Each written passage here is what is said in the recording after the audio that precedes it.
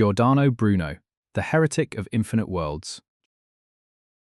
In the year 1600, in a public square in Rome, a man was burned alive.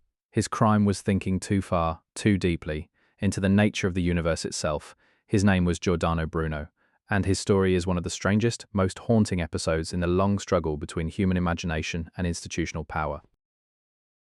He was a monk who wandered Europe like a fugitive, a philosopher who claimed the stars were distant suns, a mystic who whispered of infinite worlds, worlds teeming with life stretching outward in every direction, without boundary or end.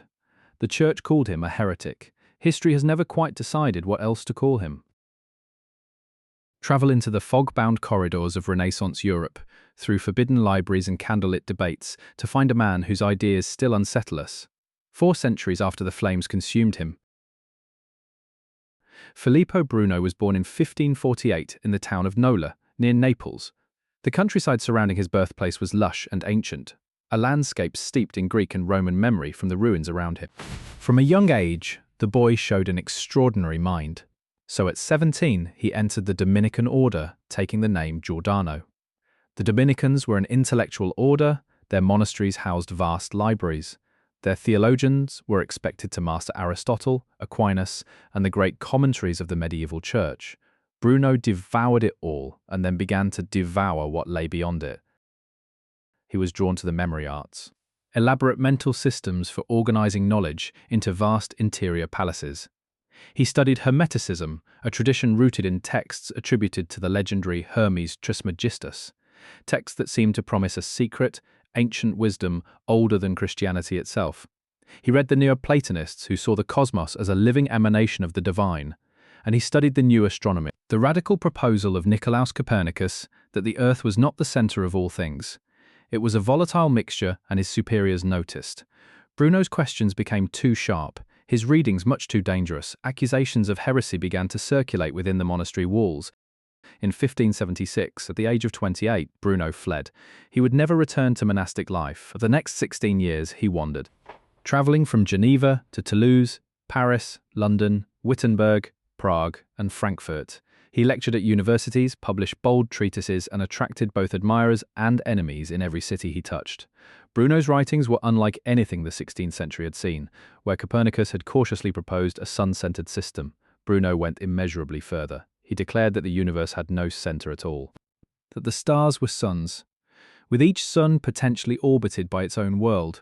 He claimed that space extended infinitely in all directions and that life might flourish on worlds beyond counting. These were not merely astronomical claims. They struck at the very foundations of the Aristotelian cosmos, the closed, hierarchical, finite universe that the Church had woven into its theology for centuries. In the Aristotelian model, Earth sat at the center.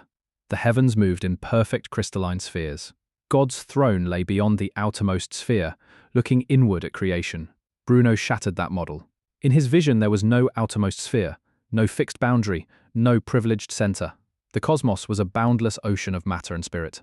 It was alive, dynamic, and inexhaustible. It was breathtaking, it was terrifying, and it made Bruno one of the most dangerous thinkers in Europe. It is important to understand precisely what the Roman Inquisition found so threatening about Giordano Bruno.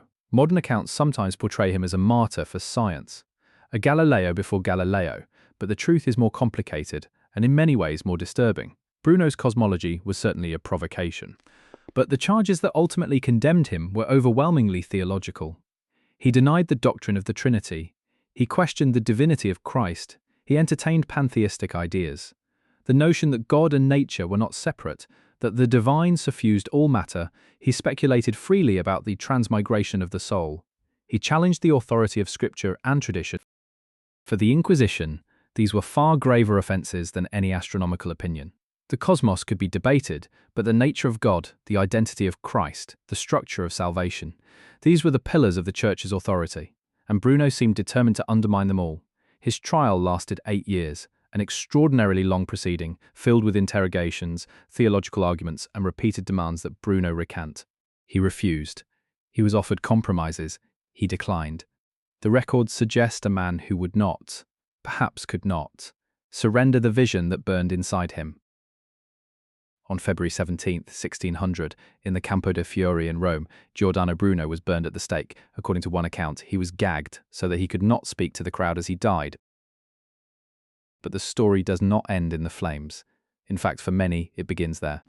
Since the 19th century, a rich and varied tradition of speculation has grown around Bruno, suggesting that the official record tells only part of the story. Some researchers have pointed to Bruno's deep immersion in Hermetic texts and asked whether he had access to esoteric manuscripts now lost to history. Secret teachings passed through underground channels from the ancient world. Others have suggested that his elaborate memory systems were not merely intellectual exercises, but techniques for achieving altered states of consciousness. Gateways to visionary experience. There are those who have proposed that Bruno's vision of infinite worlds was not the product of logical reasoning alone, but of something more mysterious. A mystical insight, an astral experience, or even contact with intelligences beyond humans. Some fringe theorists have placed Bruno within hidden occult networks. Proto-Rosicrucian circles, underground societies of natural philosophers who operated in secret across the capitals of Europe. Still others have argued that the Church's true fear was not Bruno's theology, but his knowledge, a dangerous forbidden cosmology that threatened not only doctrine, but the very structure of power. That his execution was not merely punishment for heresy, but an act of suppression. It was an attempt to silence ideas that were centuries ahead of their time. None of these theories can be proven, but they persist, drawn perhaps by the gravity of Bruno's extraordinary life and by the silence left behind when the fire went out. Today, in the Campo de' Fiori, where Bruno died, a bronze statue stands in his likeness. Erected in 1889 by Italian secularists, it remains a site of pilgrimage for freethinkers, scientists and philosophers from around the world. But historians remain divided over what Bruno truly represents. Was he a martyr for science? His cosmological intuitions were remarkable, but they were not based on observation or experiment in the modern sense. They were acts of philosophical imagination, rooted in mystical traditions as much as natural philosophy. Was he a visionary mystic, misunderstood by both the church that condemned him and the scientific tradition that later claimed him? There is evidence for this view. Bruno's universe was not the cold, mechanistic void of later physics. It was alive. It was an animated world, pulsing with divine energy. Or was he simply a man too radical for his age? A thinker whose reach exceeded what any institution of the 16th century could tolerate? The tension between the historical Bruno and the mythic Bruno has never been resolved. Perhaps it cannot be. The story of Giordano Bruno is, at its heart, a story about the price of forbidden knowledge, about what happens when a single mind reaches beyond the boundaries that an entire civilization has agreed to accept. He looked into the night sky and saw what no one around him was willing to see. That the darkness between the stars was not a wall, but a door. That beyond every known horizon lay another, and another, and another, without end. 4 centuries later, modern cosmology speaks of a universe vaster than Bruno could have imagined. Billions of galaxies, each containing billions of stars, many orbited by planets of their own. Some physicists now speak of a multiverse, an infinity of parallel realities, each with its own laws, its own histories. The question of extraterrestrial life is no longer heresy, it is science, and yet Bruno remains half hidden in the shadows of history.